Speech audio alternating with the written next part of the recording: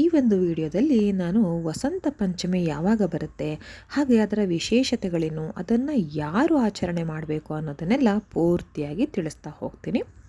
ವಿಡಿಯೋನ ಎಲ್ಲೂ ಸ್ಕಿಪ್ ಮಾಡದೆ ಕೊನೆ ತನಕ ಪೂರ್ತಿಯಾಗಿ ನೋಡ್ತಾ ಹೋಗಿ. ಹಾಗೆ ಈ ಮಾಹಿತಿ ಇಷ್ಟ ಆಯಿತು ಅಂತ ಹೇಳಿದ್ರೆ ನನ್ನ ಚಾನಲನ್ನು ದಯವಿಟ್ಟು ಸಬ್ಸ್ಕ್ರೈಬ್ ಮಾಡ್ಕೊಳ್ಳಿ. ಹಾಗೆ ಈ ಮಾಹಿತಿ ಯಾರಿಗೆ ಅವಶ್ಯಕತೆ ಇದೆಯೋ ಅವ್ರ ಜೊತೆಗೆ ಈ ಮಾಹಿತಿಯನ್ನು ಹಂಚ್ಕೊಳ್ಳಿ. ಸೊ ಈಗ ವಿಡಿಯೋನ ಶುರು ಮಾಡೋಣ. ವಸಂತ ಪಂಚಮಿ ಅಂತ ಹೇಳಿದ್ರೆ ಆ ಒಂದು ದಿನವನ್ನು ನಾವು ಸರಸ್ವತಿ ದೇವಿಗೆ ಮೀಸಲಾಗಿ ಇಡಬೇಕಾಗತ್ತೆ. ಆ ಒಂದು ಸರಸ್ವತಿ ದೇವಿಗೆ ಸಮರ್ಪಿತವನ್ನು ಗೊಳಿಸಬೇಕಾಗತ್ತೆ. ಹಾಗಾದರೆ ವಸಂತ ಪಂಚಮಿ ಆಚರಣೆಯನ್ನು ಯಾವಾಗ ಮಾಡಬೇಕಂತ ಹೇಳಿದ್ರೆ ಭಾನುವಾರ ಫೆಬ್ರವರಿ 2ನೇ ತಾರೀಕು 2025ನೇ ಇಸ್ವಿ ದಿನ ನಾವು ಈ ಒಂದು ಸರಸ್ವತಿ ದೇವಿಯ ಆಚರಣೆಯನ್ನು ಅಥವಾ ಪೂಜೆಯನ್ನು ಮಾಡಬೇಕಾಗತ್ತೆ. ವರ್ಷದಲ್ಲಿ ನಮಗೆ 2 ಸರಿ ಈ ಒಂದು ಅವಕಾಶ ಸಿಕ್ಕತ್ತೆ. ಅಂದರೆ ಸರಸ್ವತಿ ದೇವಿಯ ಆರಾಧನೆ ಮಾಡುವಂಥದ್ದು, ಪೂಜೆ ಮಾಡುವಂಥದ್ದು ವರ್ಷದಲ್ಲಿ ನಮಗೆ 2 ಬಾರಿ ಸಿಗುವಂಥದ್ದು. ಅದು ಈಗ ಫೆಬ್ರವರಿ 2ನೇ ತಾರೀಕು ಭಾನುವಾರ. ಹಾಗೆ ನವರಾತ್ರಿಗಳಲ್ಲಿ 9 ದಿನಗಳಲ್ಲಿ 1 ದಿನ ಸರಸ್ವತಿ ದೇವಿಗೆ ನಾವು ಮೀಸಲಾಗಿ ಇಡ್ತೀವಿ. ಹಾಗಾದರೆ ಸರಸ್ವತಿ ಪೂಜೆ ದಿನ ಅಂದರೆ ವಸಂತ ಪಂಚಮಿಯ ದಿನ ಹೇಗೆಲ್ಲ ನಾವು ಆಚರಣೆ ಮಾಡಬೇಕು, ಹಾಗೆ ಈ ಒಂದು ಪೂಜೆಯನ್ನು ಯಾರು ಮಾಡಬೇಕು, ಯಾತಕ್ಕೋಸ್ಕರ ಮಾಡಬೇಕು ಅನ್ನೋದನ್ನು ಈಗ ತಿಳಿಸ್ತಾ ಹೋಗ್ತೀನಿ. ಮೊದಲಿಗೆ ವಸಂತ ಪಂಚಮಿಯ ಮುಹೂರ್ತವನ್ನು ತಿಳ್ಕೊಳ್ಳೋದಾದರೆ ಭಾನುವಾರ ಅಂದರೆ ಫೆಬ್ರವರಿ 2ನೇ ತಾರೀಕು 2025ನೇ ಇಸ್ವಿಯ ಭಾನುವಾರದ ಬೆಳಗ್ಗೆ 6:44 ಈ ಒಂದು ಪಂಚಮಿ ತಿಥಿ ಶುರುವಾಗುತ್ತೆ. ಇದು ವಸಂತ ಪಂಚಮಿ ಆದ್ದರಿಂದ ನಾವು ಪಂಚಮಿ ಮುಹೂರ್ತವನ್ನು ನೋಡ್ತಾ ಇದ್ದೀವಿ. ಪಂಚಮಿನೇ ಇದರಲ್ಲಿ ವಿಶೇಷ. ಹಾಗಾಗಿ ಬೆಳಗ್ಗೆ 6:44 ಇದು ಶುರುವಾಗುತ್ತೆ ಪಂಚಮಿ ತಿಥಿ. ಹಾಗೆ ಮುಗಿಯುವಂಥದ್ದು ಫೆಬ್ರವರಿ 3ನೇ ತಾರೀಕು ಸೋಮವಾರ ಬೆಳಗಿನ ಜಾವ 4:24. ಹಾಗೆ ಈ ಸಮಯ ನಾನು ಏನು ಹೇಳ್ತೀನಿ ಅದು ಕೆಲವೊಂದು ರಾಜ್ಯಗಳಲ್ಲಿ ಅಥವಾ ಕೆಲವೊಂದು ಪ್ರದೇಶಗಳಲ್ಲಿ ಸ್ವಲ್ಪ ಹೆಚ್ಚು ಕಮ್ಮಿ ಇರುತ್ತೆ. ಯಾಕಂದರೆ ಇದು ಸೂರ್ಯೋದಯ ಹಾಗೆ ಸೂರ್ಯಾಸ್ತದ ಮೇಲೆ ಕೂಡ ಡಿಪೆಂಡ್ ಆಗಿರುತ್ತೆ. ಓಕೆನಾ, ಕೆಲವು ನಿಮಿಷಗಳು ಹಿಂದೆ ಮುಂದೆ ಆಗುತ್ತೆ. ಅದಕ್ಕೆಲ್ಲ ಏನು ವರಿ ಮಾಡ್ಕೋಬೇಡಿ. 1-2 ನಿಮಿಷ ಬಿಟ್ಟೆ ಪೂಜೆಯನ್ನು ಶುರು ಮಾಡೋದ್ರಲ್ಲಿ ತೊಂದರೆ ಇಲ್ಲ. ಹಾಗಾದರೆ ನಾವು ಯಾವ ದಿನ ಆಚರಣೆ ಮಾಡಬೇಕು? 2 ದಿನ ಕೂಡ ಪಂಚಮಿ ತಿಥಿ ಇದೆ ಅಂತ ಹೇಳೋದಾದರೆ ಇದು ಭಾನುವಾರ ಬೆಳಗ್ಗೆ ಅಂದರೆ ಫೆಬ್ರವರಿ 2ನೇ ತಾರೀಕು ಬೆಳಗ್ಗೆ 6:45 ಶುರುವಾಗಿ ಮರುದಿನ ಫೆಬ್ರವರಿ 3ನೇ ತಾರೀಕು ಸೋಮವಾರ ಬೆಳಗಿನ ಜಾವ 4:24 22ರಿಂದ 24 ಸಮಯಕ್ಕೆ ಮುಗಿಯುತ್ತೆ. ಆದ್ದರಿಂದ ನೀವು ಭಾನುವಾರನೇ ಇದರ ಆಚರಣೆಯನ್ನು ಮಾಡಬೇಕಾಗತ್ತೆ. ಭಾನುವಾರ ಸಂಪೂರ್ಣ ದಿನಕ್ಕೆ ಈ ಒಂದು ಆಚರಣೆ ಒಂದು ಫಲ ಸಿಕ್ಕತ್ತೆ. ಹಾಗಾಗಿ ನೀವು ಯಾವ ಸಮಯದಲ್ಲಿ ಪೂಜೆ ಮಾಡಬೇಕು ಅಂತ ಈಗ ನಾನು ಹೇಳ್ತೀನಿ. ನೀವು ಭಾನುವಾರ ಬೆಳಗ್ಗೆ 7 ಗಂಟೆ ನಂತರ ಈ ಒಂದು ಪೂಜೆಯನ್ನು ಶುರು ಮಾಡಬೇಕಾಗತ್ತೆ. ಅದಕ್ಕಿಂತ ಮೊದಲು ಶುರು ಮಾಡಬೇಡಿ. ಆಗಲೇ ಹೇಳ್ದಂಗೆ ಒಂದೊಂದು ಪ್ರದೇಶಗಳಲ್ಲಿ ಕೆಲವು ಸಮಯ ಹಿಂದೆ ಮುಂದೆ ಆಗಿರುತ್ತೆ. ಸೂರ್ಯೋದಯ ಹೆಚ್ಚು ಕಮ್ಮಿ ಆಗುತ್ತೆ. ಹಾಗಾಗಿ ಸ್ವಲ್ಪ ಸಮಯ ನಂತರ ಪೂಜೆಯನ್ನು ಶುರು ಮಾಡಬೇಕಾಗತ್ತೆ. 7 ಗಂಟೆ ನಂತರ ಶುರು ಮಾಡಿ ಅಥವಾ 7:30 ನಂತರ ಪೂಜೆ ಶುರು ಮಾಡಿದ್ರು ಏನೂ ತೊಂದರೆ ಇಲ್ಲ. ಹಾಗೆ ಎಷ್ಟು ಗಂಟೆ ಒಳಗಡೆ ಮುಗಿಸ್ಬೇಕಂತ ಹೇಳಿದ್ರೆ 11:30 ಒಳಗಡೆ 11:30 ಒಳಗಡೆ ನೀವು ಈ ಒಂದು ಪೂಜೆನ ಮುಗಿಸ್ಬೇಕಾಗತ್ತೆ. ಅಂದರೆ ಅಷ್ಟು ಹೊತ್ತು ದೀರ್ಘಕಾಲದ ಪೂಜೆ ಅಂತ ನಾನು ಹೇಳ್ತಾ ಇಲ್ಲ. 7:30 ನಂತರ ಅಥವಾ 7 ಗಂಟೆ ನಂತರ ಪೂಜೆ ಶುರು ಮಾಡಬಹುದು. ಅದಾದ ನಂತರ 8 ಗಂಟೆ 9 ಗಂಟೆ ಹಾಗೆ ಎಷ್ಟು ಸಮಯದಲ್ಲಿ ಬೇಕಾದರೂ ಪೂಜೆಯನ್ನು ಶುರು ಮಾಡ್ಬೋದು. ಆದರೆ ಮುಗಿಸೋವಂಥ ಸಮಯ 11:30 ಒಳಗಡೆ ಆಗಿರುತ್ತೆ. ಅದ್ರ ಒಳಗಡೆ ನೀವು ಪೂಜೆ ಶುರು ಮಾಡಿ ಮುಗಿಸ್ಬೇಕಾಗತ್ತೆ. 11:30 ಮೇಲೆ ಪೂಜೆನ ಯಾವುದೇ ಕಾರಣಕ್ಕೂ ಶುರು ಮಾಡಬೇಡಿ. ಓಕೆನಾ? ಸೊ ಇದು ಪೂಜೆ ಸಮಯ ಆಯಿತು, ಶುಭ ಮುಹೂರ್ತ ಅಂತ ಆಯಿತು. ಆಮೇಲೆ ಇನ್ನೊಂದು ಅಂತ ಹೇಳಿದ್ರೆ ಮರುದಿನಕ್ಕೆ ಯಾವುದೇ ಕಾರಣಕ್ಕೂ ಈ ಒಂದು ಪಂಚಮಿ ಪೂಜೆಯನ್ನು ಮಾಡೋದಕ್ಕೆ ಆಗೋದಿಲ್ಲ. ಓಕೆ, ಇದು ನೆನಪಿರಲಿ. ಆಮೇಲೆ ಈಗ ಈ ಪೂಜೆಯನ್ನು ಯಾರು ಮಾಡಬೇಕು ಅಂತ ನಾನು ತಿಳಿಸ್ತೀನಿ. ಈ ಒಂದು ವಸಂತ ಪಂಚಮಿ ಅಂತ ಹೇಳಿದ್ರೆ ನಾನಂದರೆ ಸರಸ್ವತಿ ದೇವಿಗೆ ಮೀಸಲಾಗಿ ಇಡ್ತೀವಿ ಅಂತ.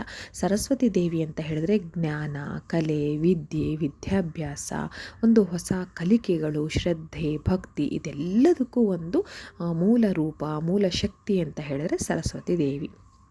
ಹಾಗಾಗಿ ಇದು ಮುಖ್ಯವಾಗಿ ವಿದ್ಯಾರ್ಥಿಗಳು ಅಥವಾ ಯಾವುದೇ ಒಂದು ಕಲೆಗಳನ್ನು ಕಲಿತಾ ಇರುವಂತಹವರು ಈ ಒಂದು ಪೂಜೆಯನ್ನು ಮಾಡಿದ್ರೆ ಬಹಳನೇ ಶ್ರೇಷ್ಠ ಆಗುತ್ತೆ. ಹಾಗೆ ಯಾವ ನೈವೇದ್ಯವನ್ನು ಮಾಡಬೇಕು, ಹೇಗೆಲ್ಲ ಪೂಜೆ ಮಾಡಬೇಕು ಅಂತ ನಾನು ಹೇಳ್ತಾ ಹೋಗ್ತೀನಿ. ಈ ಒಂದು ಪೂಜೆ ಮಕ್ಕಳ ಕೈಲಿ ನೀವು ಮಾಡಿಸಿ, ತುಂಬ ಪುಟ್ಟ ಮಕ್ಕಳಾದರೆ ನೀವೆಲ್ಲವನ್ನು ಸರಿ ಮಾಡಿಕೊಡಿ, ರೆಡಿ ಮಾಡಿಕೊಡಿ ಪೂಜೆಗೆ. ಅವರು ನಮಸ್ಕಾರ ಮಾಡಿದ್ರೆ ಸಾಕಾಗುತ್ತೆ. ಇನ್ನು ಅವ್ರಿಗೆ ತಿಳಿಯುವಂಥ ವಯಸ್ಸಾಗಿದೆ ಅಂತ ಹೇಳಿದ್ರೆ ಅವರಿಗೆ ಹೇಳ್ಕೊಡಿ ಹೇಗೆ ಮಾಡೋದಂತ ಅವ್ರು ಮಾಡ್ತಾರೆ. ಏನು ಮಾಡಬೇಕಪ್ಪ ಅಂತ ಹೇಳಿದ್ರೆ ಮೊದಲು ಬೆಳಗ್ಗೆ ಬೇಗ ಎಬ್ಬಿಸಿ ಅವರಿಗೆ ಸ್ನಾನಗಳನ್ನು ಮಾಡಿಸಿ, ಅಥವಾ ದೊಡ್ಡವರಾದರೆ ಅವರ ಸ್ನಾನಗಳನ್ನು ಮಾಡಿಕೊಂಡು ಬಿಳಿ ಬಟ್ಟೆ ಅಥವಾ ಹಳದಿ ಬಟ್ಟೆಯನ್ನು ಧರಿಸ್ಬೇಕಾಗತ್ತೆ. ಮುಖ್ಯವಾಗಿ ಸರಸ್ವತಿ ದೇವಿಗೆ ಬಿಳಿ ಬಟ್ಟೆ ಬಹಳ ಶ್ರೇಷ್ಠವಾದದ್ದು. ಯಾಕಂದರೆ ಸರಸ್ವತಿ ದೇವಿ ಬಹಳ ಅಚ್ಚುಕಟ್ಟು, ಬಹಳನೇ ಒಂದು ಪವಿತ್ರತೆ ಉಳ್ಳಂಥವಳು. ಸರಸ್ವತಿ ಅಂತ ಹೇಳಿದ್ರೇ ಒಂದು ಭಕ್ತಿ, ಪವಿತ್ರತೆ ಅಷ್ಟೊಂದು ಶ್ರೇಷ್ಠವಾಗಿರುವಂಥದ್ದು. ಹಾಗಾಗಿ ಬಿಳಿ ಬಟ್ಟೆ ಅಂತ ಹೇಳಿದ್ರೆ ಅಷ್ಟೊಂದು ಬಹಳ ಪ್ರೀತಿ ಸರಸ್ವತಿ ದೇವಿಗೆ. ಹಾಗೆಯೇ ಆಕೆ ಬಹಳ ಸ್ವಚ್ಛತೆಯನ್ನು ಕೂಡ ಭಕ್ತರಿಂದ ಬಯಸ್ತಾಳೆ. ಹಾಗಾಗಿ ಇನ್ನೊಂದು ವಿಷಯ ಹೇಳ್ತಾರೆ, ಯಾರು ಅವಳ ಒಂದು ಅನುಗ್ರಹ ಬೇಕು ಅಂತ ಬಯಸ್ತಾರೆ, ಸರಸ್ವತಿ ದೇವಿಯ ಆಶೀರ್ವಾದ ಬೇಕು ಅಂತ ಬಯಸ್ತಾರೆ, ಅವರು ಸ್ವಚ್ಛತೆಯನ್ನು ಕೂಡ ಕಾಪಾಡ್ಕೋಬೇಕಾಗತ್ತೆ. ವಿದ್ಯಾಭ್ಯಾಸಗಳಲ್ಲಿ ಬುಕ್ಕನ್ನು ಎಲ್ಲಂದ್ರಲ್ಲಿ ಹಾಕಿರೋದು, ಯಾವಾಗಂದರೆ ಆವಾಗ ತಗೊಳ್ಳೋದು, ಬಿಸಾಕೋದು, ಆಮೇಲೆ ಅದನ್ನು ನೀಟಾಗಿ ಇಟ್ಕೊಳ್ದೇ ಇರೋದು, ಅದೆಲ್ಲವೂ ಕೂಡ ಸರಸ್ವತಿ ಅನುಗ್ರಹಕ್ಕೆ ನಿಜವಾಗ್ಲೂ ಒಳ್ಳೆಯದಲ್ಲ. ಹಾಗಾಗಿ ಯಾವಾಗಲೂ ಸ್ವಚ್ಛತೆಯಿಂದ ಇರಬೇಕಾಗತ್ತೆ. ನಾವು ಹಾಗೆ ನಮ್ಮ ಜೊತೆ ಇರೋಂಥ ಕಲಿಕೆಗೆ ಬೇಕಾಗುವಂತಹ ವಸ್ತುಗಳು. ಹೀಗಾಗಿ ಮಕ್ಕಳ ಪುಸ್ತಕವನ್ನು ನೀಟಾಗಿ ರೆಡಿ ಮಾಡಿ ಇಟ್ಕೊಂಡು ಅದನ್ನು ಪೂಜೆ ಕೊಠಡಿನಲ್ಲಿ ಇಟ್ಕೊಳ್ಳಿ. ಮಕ್ಕಳು ಸ್ನಾನದ ನಂತರ ಬಿಳಿ ಬಣ್ಣ ಅಥವಾ ಹಳದಿ ಬಣ್ಣ ಯಾಕೆ ಅಂತ ಹೇಳಿದ್ರೆ ಸರಸ್ವತಿಗೆ ಬಿಳಿ ಬಣ್ಣ, ಆದರೆ ಅದು ಎಲ್ಲದಕ್ಕೂ ಒಂದು ನಮಗೆ ಕೈಗೂಡಬೇಕು, ಅನುಗ್ರಹ ಬೇಕು ಅಂತ ಹೇಳಿದ್ರೆ ಗುರುವಿನ ಶಕ್ತಿ ನಮಗೆ ಬೇಕೇ ಬೇಕು, ಗುರುಬಲ ಬೇಕೇ ಬೇಕು. ಹಾಗಾಗಿ ಹಳದಿ ಬಣ್ಣ ಗುರುವಿಗೆ ಸಂಬಂಧಪಡುತ್ತೆ. ಹಾಗಾಗಿ ನೀವು ಹಳದಿ ಬಣ್ಣವನ್ನು ಕೂಡ ಧರಿಸಬಹುದು, ಅಥವಾ ಹಳದಿ ಮತ್ತು ಬಿಳಿ ಬಣ್ಣದ ಮಿಶ್ರ ಬಟ್ಟೆಗಳನ್ನು ಕೂಡ ಹಾಕೋಬಹುದು, ಅಥವಾ ಬರೀ ಬಿಳಿ ಬಣ್ಣದ ಬಟ್ಟೆಯನ್ನು ಕೂಡ ಧರಿಸಬಹುದು. ಇದು ನಿಮ್ಮ ಅನುಕೂಲಕ್ಕೆ ಬಿಟ್ಟಿದ್ದು. ಆದರೆ ನಾನು ಹೇಳುವಂಥದ್ದು ನನ್ನ ಒಂದು ವೈಯಕ್ತಿಕ ಇಷ್ಟ ಅಂತ ಹೇಳಿದ್ರೆ, ಅಥವಾ ವೈಯಕ್ತಿಕ ಆಯ್ಕೆ ಅಂತ ಹೇಳಿದ್ರೆ ಬಿಳಿ ಬಣ್ಣದ ಬಟ್ಟೆಗಳು. ಇದನ್ನು ಧರಿಸ್ಕೊಂಡು ನೀವು ದೇವರ ಕೊಠಡಿನಲ್ಲಿ ಕೂತ್ಕೊಳ್ಳಿ. ನಿಮಗೆ ವಿದ್ಯೆ ಏನು ಕಲಿತಾ ಇರ್ತೀರ, ಪುಸ್ತಕಗಳಿರ್ಬೋದು, ಅಥವಾ ವೀಣಾವಾದನ ಇರಬಹುದು, ಅಥವಾ ಗಿಟಾರ್ ಇರಬಹುದು, ಅಥವಾ ಏನೇ ನೀವೊಂದು ಕಲಿಕೆಯ ವಸ್ತುಗಳನ್ನು ಉಪಯೋಗಿಸ್ತಿರ್ತೀರ ಅದನ್ನು ಇಟ್ಕೊಳ್ಳಿ. ಆನಂತರ ಸರಸ್ವತಿ ದೇವಿ ಫೋಟೋ, ನಾನಾಗಲೇ ಹೇಳಿರ್ತೀನಿ, ನವರಾತ್ರಿನಲ್ಲಿ ನನ್ನ ವಿಡಿಯೋ ನೋಡಿದವ್ರಿಗೆ ಗೊತ್ತಿರುತ್ತೆ, ಸರಸ್ವತಿ ದೇವಿಯ ಫೋಟೋವನ್ನು ನಿಮ್ಮ ಮನೆಯಲ್ಲಿ ತಂದಿಟ್ಕೊಳ್ಳಿ. ತುಂಬ ಅಂದರೆ ತುಂಬ ಒಳ್ಳೆಯದು. ಮಕ್ಕಳೇನಿಲ್ವಲ್ಲ, ಓದುವಂಥ ಮಕ್ಕಳು ಎಲ್ಲ ದೊಡ್ಡವರಾಗಿದ್ದಾರೆ ಅಂತ ಬೇಡಬೇಡಿ. ದಿನನಿತ್ಯನೂ ಒಂದಲ್ಲ ಒಂದು ವಿಚಾರನ ಕಲಿತಾನೆ ಇರ್ತೀವಿ. ಹಾಗಾಗಿ ಸರಸ್ವತಿ ದೇವಿಯ ಫೋಟೋವನ್ನು ತಂದಿಟ್ಕೊಳ್ಳಿ. ನೀವು ಅಕಸ್ಮಾತ್ ಇಲ್ಲ ಅಂತ ಹೇಳಿದ್ರೆ, ನನ್ನ ವಿಡಿಯೋ ನೋಡಿದವರು ಖಂಡಿತ ಎಲ್ಲರೂ ತಂದಿಟ್ಕೊಂಡಿರ್ತೀರ, ಅಕಸ್ಮಾತ್ ಇಲ್ಲ ಅಂತ ಹೇಳಿದ್ರೆ ಇವತ್ತೇ ಹೋಗಿ ತಗೊಂಡು ಬನ್ನಿ.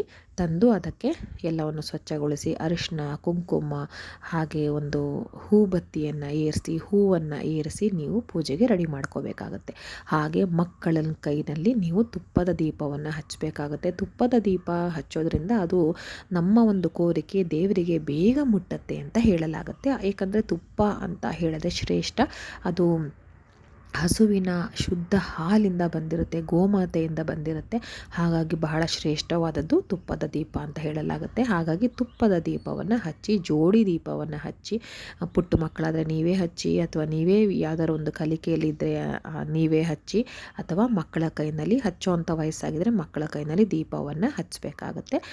ಹಾಗೆ ಇನ್ನು ಪುಟ್ಟ ಮಕ್ಕಳು ಅಥವಾ ಬೇರೆ ಕಡೆ ಮಕ್ಕಳೆಲ್ಲೋ ಬೇರೆ ಜಾಗದಲ್ಲಿ ಓದ್ತಾ ಇದ್ದಾರೆ ಅಂತ ಹೇಳಿದ್ರೆ ನೀವೇ ಅದನ್ನು ಅವರ ಸಂಕಲ್ಪದ ಮೇರೆಗೆ ನೀವೇ ಕೂಡ ತುಪ್ಪದ ದೀಪವನ್ನು ಹಚ್ಚಿ ಎಲ್ಲ ಪೂಜೆಯನ್ನು ಮಾಡಬಹುದು, ಏನು ತೊಂದರೆ ಇಲ್ಲ. ಹಾಗೆ ಇಷ್ಟೆಲ್ಲವನ್ನು ತಯಾರಿ ಮಾಡಿಕೊಂಡು ಆನಂತರ ನೀವು ಒಂದು ಸಂಕಲ್ಪವನ್ನು ಮಾಡ್ಕೋಬೇಕಾಗತ್ತೆ. ಇದು ಬಹಳ ಅಂದರೆ ಬಹಳ ಮುಖ್ಯ. ಯಾವ ರೀತಿ ಸಂಕಲ್ಪ ಅಂತ ಹೇಳಿದ್ರೆ, ಕೈಯಲ್ಲಿ ಸ್ವಲ್ಪ ಅರಿಶಿಣ ಬಣ್ಣದ ಅಕ್ಷತೆಯನ್ನು ಇಟ್ಕೊಳ್ಳಿ, ಮಂತ್ರಾಕ್ಷತೆಯನ್ನು ಇಟ್ಕೊಳ್ಳಿ. ಕೆಂಪು ಬಣ್ಣದ್ದು ಬೇಡ, ಅಕಸ್ಮಾತ್ ಇಲ್ಲ ಅಂದರೆ ಇನ್ನೇನು ಮಾಡೋಕ್ಕಾಗಲ್ಲ. ಆದರೆ ತಯಾರು ಮಾಡ್ಕೊಳ್ಳೋದು ಬಹಳ ಹೊತ್ತಿನ ಕೆಲಸ ಏನಿಲ್ಲ, ಬೇಗ ತಯಾರು ಮಾಡ್ಕೊಳ್ಬೋದು. ಅಕ್ಷತೆಯನ್ನು ಇಟ್ಕೊಳ್ಳಿ. ಹಾಗೆ ಸ್ವಲ್ಪ ಹಳದಿ ಬಣ್ಣದ ಹೂವು ಅಥವಾ ಬಿಳಿ ಬಣ್ಣದ ಹೂವನ್ನು ಇಟ್ಕೊಂಡು ನೀವು ಒಂದು ಸಂಕಲ್ಪವನ್ನು ಮಾಡ್ಕೋಬೇಕಾಗತ್ತೆ. ಅದೇನಂತಂದರೆ, ಈಗ ಮಕ್ಕಳ ವಿದ್ಯಾಭ್ಯಾಸದಲ್ಲಿ ಏನಾದರೂ ತೊಂದರೆ ಆಗ್ತಾ ಇರುತ್ತೆ ಅಂತ ಇಟ್ಕೊಳ್ಳಿ. ಯಾವ ರೀತಿ ತೊಂದರೆ ಅಂತ ಹೇಳಿದ್ರೆ, ಅವರು ಚೆನ್ನಾಗೇ ಎಲ್ಲವನ್ನು ಪ್ರಯತ್ನ ಮಾಡ್ತಾ ಇರ್ತಾರೆ, ಚೆನ್ನಾಗಿ ಓದ್ತಿರ್ತಾರೆ, ಆದರೆ ಪರೀಕ್ಷೆ ಬರೆಯುವಂಥ ಸಮಯದಲ್ಲಿ ಅವರಿಗೆ ಉತ್ತರಗಳು ಮರ್ತು ಹೋಗ್ತಾ ಇರುತ್ತೆ. ಇದು ತುಂಬ ಜನ ವಿದ್ಯಾರ್ಥಿಗಳಲ್ಲಿ ನಾನು ಕೇಳಿರುವಂಥದ್ದು, ನೋಡಿರುವಂಥದ್ದು. ಇದೊಂದು ಸಮಸ್ಯೆ. ಹಾಗೆ ಇನ್ನೊಂದು ಅಂತ ಹೇಳಿದರೆ, ಏನೇ ಮಾಡಿದ್ರೂ ಓದಲ್ಲಿ ಅವರಿಗೆ ಆಸಕ್ತಿ ಇರೋದಿಲ್ಲ. ಎಷ್ಟೇ ನಿಮ್ಮ ಪ್ರಯತ್ನ ಇದ್ದರೂ ಕೂಡ ಯಾರು ಆ ವಿದ್ಯೆಯನ್ನು ಕಲಿಬೇಕಾಗಿರುತ್ತೆ ಅವರು ಪ್ರಯತ್ನ ಮಾಡಿದ್ರೆ ಮಾತ್ರ ಒಂದು ಒಳ್ಳೆಯ ಫಲ ಸಿಗೋದಕ್ಕೆ ಸಾಧ್ಯ. ಆದರೆ ಅದು ಕೂಡ ಆಗ್ತಾ ಇರಲ್ಲ ಅಂತ ಒಂದು ಸಮಸ್ಯೆ. ಹಾಗೆ ಇನ್ಯಾವುದಾದ್ರು ವಿದ್ಯೆಯಲ್ಲಿ ನೀವು ಮುಂದೆ ಬರೋದಕ್ಕೆ ಆಗ್ತಾ ಇರಲ್ಲ, ಒಂದು ಹೊಸ ರೀತಿಯನ್ನು ಕಲಿಕೆ ಮಾಡೋದಕ್ಕೆ ಆಗ್ತಾ ಇರಲ್ಲ, ಅದೆಲ್ಲ ಏನೇ ಸಮಸ್ಯೆ ಇರಲಿ ಆ ಸಮಸ್ಯೆಯನ್ನು ನೀವು ಹೇಳ್ತಾ, ಹಾಗೆ ದೇವರಿಗೆ ನೀವು ಕೈಯಲ್ಲಿ ಅಕ್ಷತೆ ಹಾಗೆ ಹೂವನ್ನು ಹಿಡ್ಕೊಂಡು ಬೇಡ್ಕೋಬೇಕು, ಈ ಒಂದು ತೊಂದರೆಯಿಂದ ನಮಗೆ ಪರಿಹಾರ ಮಾಡಿಕೊಡು ಅಂತ ಬೇಡ್ಕೊಳ್ತಾ ಆ ಒಂದು ಮಂತ್ರಾಕ್ಷತೆ ಅಥವಾ ಅಕ್ಷತೆ ಹೂವನ್ನು ದೇವರ ಫೋಟೋ ಅಥವಾ ವಿಗ್ರಹದ ಬಳಿ ಹಾಕಿ ಆ ನಂತರ ನೀವು ಪೂಜೆಯನ್ನು ಮಾಡಬೇಕಾಗತ್ತೆ. ಹಾಗೆ ನೈವೇದ್ಯಕ್ಕೆ ಬಿಳಿ ಬಣ್ಣದ ನೈವೇದ್ಯ ಇದ್ದರೆ ತುಂಬಾ ಶ್ರೇಷ್ಠ. ಬಿಳಿ ಬಣ್ಣದ ಕೇಸರಿ ಬಾತ್ ಆಗಿರ್ಬೋದು ಅಥವಾ ಬಿಳಿ ಬಣ್ಣದ ಪಾಯಸ ಆಗಿರ್ಬೋದು, ಏನೂ ಇಲ್ಲ ಅಂತ ಹೇಳಿದ್ರೆ ಬಿಳಿ ಬಣ್ಣದ ಕಲ್ಲು ಸಕ್ಕರೆ. ನೋಡಿ ದೇವರು ಎಷ್ಟು ಇದು ಅಂತ ಹೇಳಿದ್ರೆ ನಿಮ್ಮ ಭಕ್ತಿ ಮತ್ತು ಪೂಜೆಯನ್ನು ದೇವರು ಬಯಸುತ್ತೆ. ಎಲ್ಲ ನೈವೇದ್ಯಕ್ಕಿಂತ ನೈವೇದ್ಯವನ್ನು ಕೊಟ್ಟರೆ ಹೆಚ್ಚು ಒಂದು ತೃಪ್ತಿ ಆಗುತ್ತೆ ಅಂತ ಹೇಳಲಾಗುತ್ತೆ. ಹಾಗಾಗಿ ಬಿಳಿ ಬಣ್ಣದ ನೈವೇದ್ಯವನ್ನು ಇಡಿ, ಕಲ್ಲು ಸಕ್ಕರೆಯನ್ನು ಕೂಡ ಇಡಬಹುದು. ನೈವೇದ್ಯದ ಜೊತೆಗೆ ಕಲ್ಲು ಸಕ್ಕರೆಯನ್ನು ಕೂಡ ಇಡಿ, ಅದು ಬಹಳ ಶ್ರೇಷ್ಠ. ಇಟ್ಟು ಆ ನಂತರ ಯಾವುದೇ ಒಂದು ಸರಸ್ವತಿ ಮಂತ್ರವನ್ನು 108 ಬಾರಿ ಪಠನೆ ಮಾಡಿ. ಮಕ್ಕಳ ಕೈಲಿ ಆಗಲ್ಲ ಅಂತ ಹೇಳಿದ್ರೆ ತಾಯಿಯಾದವಳು ಅದನ್ನು ಮಕ್ಕಳ ಸಂಕಲ್ಪದ ಮೇರೆಗೆ ನೀವು ಪಠನೆ ಮಾಡಬೇಕಾಗತ್ತೆ. ಅದೆಲ್ಲದ ನಂತರ ನೀವು ಆರತಿಯನ್ನು ಮಾಡಿ ಮನೆ ಮಂದಿಗೆಲ್ಲ ಆರತಿಯನ್ನು ಕೊಟ್ಟು ಪ್ರಸಾದ ಏನು ನೈವೇದ್ಯಕ್ಕೆ ಇಟ್ಟಿರ್ತೀರ ಆ ಪ್ರಸಾದವನ್ನು ಎಲ್ಲರೂ ಸೇವಿಸಬೇಕಾಗತ್ತೆ. ಹಾಗೆ ಗುರು ಹಿರಿಯರು ಮನೆಯಲ್ಲಿ ಯಾರಿರ್ತಾರೆ ಅವರುಗಳಿಗೆಲ್ಲ ಒಂದು ನಮಸ್ಕಾರವನ್ನು ಮಾಡಿ ಆಶೀರ್ವಾದವನ್ನು ತೆಗೆದುಕೊಳ್ಬೇಕಾಗತ್ತೆ. ಇಷ್ಟು ನೀವು ಮಾಡಬೇಕಾಗಿರುವಂಥದ್ದು. ಹಾಗೆ ಹೊಸದಾಗಿ ಅಕ್ಷರಾಭ್ಯಾಸ ಮಾಡಿಸೋವಂಥ ಮಕ್ಕಳು ಮನೆಯಲ್ಲಿದ್ದರೆ ಯಾವುದಾದ್ರೂ ಒಂದು ಶಾರದಾ ಸನ್ನಿಧಿಗೆ, ಶಾರದಾ ದೇವಿಯ ಸನ್ನಿಧಿಗೆ ಕರ್ಕೊಂಡೋಗಿ, ಶೃಂಗೇರಿ ಹಾಗೆ ಈ ಥರ ತುಂಬಾ ಸ್ಥಳಗಳಿದೆ ನಿಮ್ಮ ಮನೆ ಹತ್ತಿರ ಇರುವಂಥ ದೇವಸ್ಥಾನಗಳು. ಇಲ್ಲಿ ಸಾಮೂಹಿಕವಾಗಿ ಒಂದು ಅಕ್ಷರಾಭ್ಯಾಸವನ್ನು ಮಾಡಿಸ್ತಾರೆ. ಅಲ್ಲಿ ಹೋಗಿ ನಿಮ್ಮ ಮಕ್ಕಳನ್ನು ಕರೆದುಕೊಂಡು ಹೋಗಿ ಅಕ್ಷರಾಭ್ಯಾಸ ಶುರುವನ್ನು ನಾಳೆ ಫೆಬ್ರವರಿ 2ನೇ ತಾರೀಕು ಈ ಒಂದು ಅಭ್ಯಾಸವನ್ನು ಶುರು ಮಾಡಿ. ತುಂಬ ಒಳ್ಳೆಯದಾಗುತ್ತೆ. ವಿದ್ಯೆ ಕಲಿಕೆ ಅನ್ನೋದರಲ್ಲಿ ತುಂಬ ಒಂದು ಉತ್ತುಂಗದ ಸ್ಥಾನದಲ್ಲಿ ಆ ಮಕ್ಕಳು ಇರ್ತಾರೆ.